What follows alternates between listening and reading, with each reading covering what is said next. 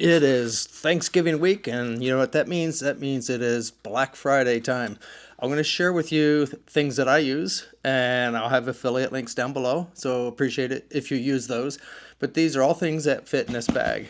Uh, Actually, I got a lot of extra room in this bag, so I'm not showing you a lot of things, but these things are inexpensive, and if you're a beginner photographer, a lot of these items are probably a necessity for you. So let's jump right in and let's start with the bag. I have a video, I'll put a link up above for that video that gives a pretty thorough review of this bag. This is the Sprint bag. It is designed just for cameras. It has a lot of inserts inside, and you'll see that as I take equipment out. But it's got large pockets on this side, and it's got a large pocket on this side. It's got a place up top for keys or IDs or stuff like that. It has a zipper pouch here in the front that you can put something in there. A small iPad would fit in there probably pretty nicely. So that's the backpack, and I think I have about 9 items. I lost count, but we'll go through them. I'm not counting the camera because I'm assuming you already have a camera. I was going to record this outside, but it's wintertime, or getting close, and it got dark when I got off work, and so we're doing this inside.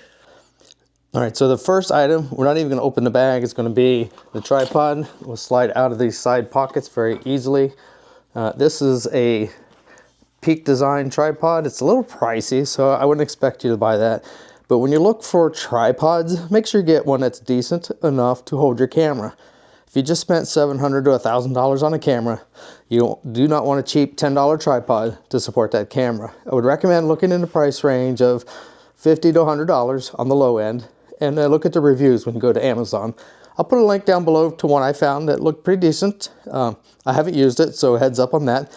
But check out the reviews and make sure they're good before you purchase one. All right, we're going to open this bag. Got the zipper unzipped. Open it up, and you're going to see I have plenty of space in here. It's kind of dark in there. If I get closer, you can see some things I have in here. So let's start with things I think are most essential for you. I'm going to do 2 at once. This is a case for my memory cards. It is not waterproof, but it's very water resistant. I wouldn't submerge it under water. This is less than $10, and I recommend you get one, even if you only have one extra SD card. And you can see I have quite a few extra SD cards. Good time to buy SD cards is on Black Fridays, Cyber Mondays, things like that. Don't recommend buying them from the corner drugstore because they're usually going to be overpriced. And they might even not be the latest technology because who goes to Walgreens or CVS for memory cards? That said, let's go to the next item. This one has a very inexpensive case by Think Tank. I love this. It's cloth. It's definitely not waterproof, but it is great for just about any camera battery. They'll fit in there. That said, you want extra batteries. This is going to be the expensive part. Do not buy super cheap batteries. Batteries are lithium typically. A cheap battery could leak, catch fire, could overheat, could ruin your camera. Again, just like the tripod, don't go cheap to save a buck to risk your $700 to $1,000 camera. All right, so those are definitely must-haves for any beginner photographer. A backpack so far, the tripod, and the memory cards, and the batteries. A couple other things that's a must. These are extremely inexpensive, and these are just, what do they call these, fiber cloths. They're very reusable, but they wear out very quickly or get dirty. They're not expensive. Always keep extra clean ones on hand. This one you may or may not need. It depends on what type of photography you do. This is a rain jacket for your camera that your camera can go in. You can see the clear plastic here that you can actually see the back of your camera through. It's got armholes to come in on either side. I used it when I went whale watching to keep my camera pretty clean.